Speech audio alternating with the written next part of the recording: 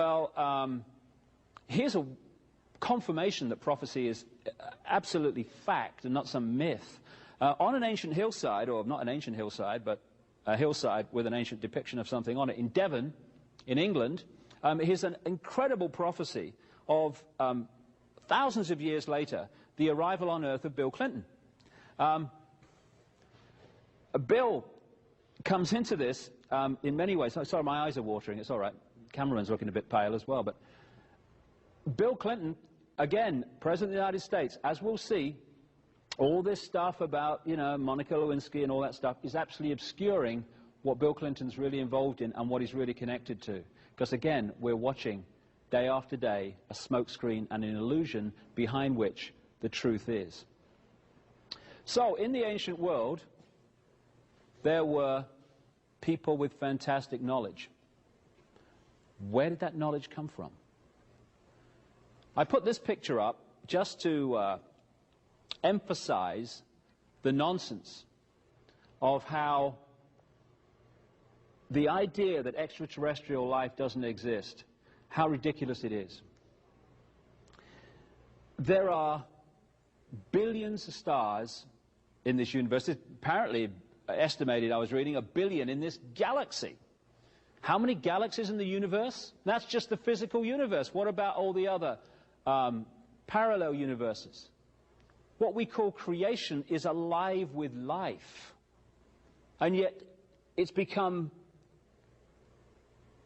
a situation where you're ridiculed if you talk about extraterrestrial life over the years. You know, you get people saying, hey, he thinks there's other life in the universe more intelligent than me, you know. And you think, darling, I've seen a cup of coffee more intelligent than you. But the point being that to say that in this amazing mass of life, in this galaxy alone, that life as we know it has only evolved on this one tiny little planet in this one solar system, that's credible. Oh, yeah, scientists say that. And yet to say there must be life elsewhere on the law of averages alone is to be, oh, he's a bit strange, he believes in extraterrestrials. But when you look dispassionately at the evidence, and that's the point, if you come into this stuff with a belief to defend, might as well go and watch The Price is Right, because the belief will defend itself. If we let the information lead us rather than the preconceived idea, it takes us into some very interesting areas.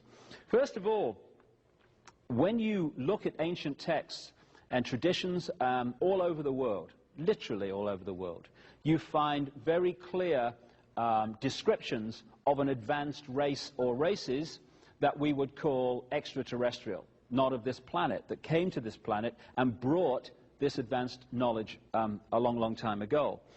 Some of the most famous examples of this are what have become known as the Sumerian texts or tablets. They were found in what we now call Iraq in the last century, about 1850. There's thousands of them. And they've been translated by a number of people, most famously a guy called Zecharia Sitchin. People think he's the only one that's done it because of the publicity and stuff that he's got in his books, but many other people have done it, and actually have come to a slightly different interpretation than him. But the common theme of all of them is this, that a group which the Sumerian tablets, which were buried around 2000 BC, something like that, they talk about this group they call the Anunnaki. In Sumerian, those who from heaven to earth came, which is the basic translation, but those who came from the high place and down to the earth overall is the feel of it. The Anunnaki. And when it talks about these Anunnaki and the tablets and stuff, here's an example of just one of the so-called cylinder seals that were found among them, depicting various things. There are some remarkable points and areas of text and evidence that you can see. First of all, there is remarkable knowledge in these texts of planetary, solar system, universal astronomical knowledge that has only been confirmed in this century, and sometimes even more recently. In the text, for instance, they describe what Uranus and Neptune look like in a way that's only been confirmed in literally the last few years. They depict the solar system with planets that have only been found in the last century and the 20th century. How did they do that? What they say is the knowledge was brought by this Anunnaki. But it's more than that, because it talks in some detail about how this Anunnaki interbred with humanity, creating a hybrid race. And you find this theme all over the world. You find it in Genesis, in the Bible, which is a rewrite, when you do the research, of the Sumerian stories. So we get the theme of the sons of God, who interbred with the daughters of men. But when you take that back to the Hebrew, just one step, you find that that phrase, sons of God interbred with the daughters of men, actually says sons of the gods interbred with the daughters of men. And every time in the Old Testament you see the word God, it's translated from a word meaning gods. And it's clear to me that we have been misled and we've misunderstood the difference between the gods, symbolically extraterrestrials in the ancient world, and God, which is all consciousness, all energy, everything that exists.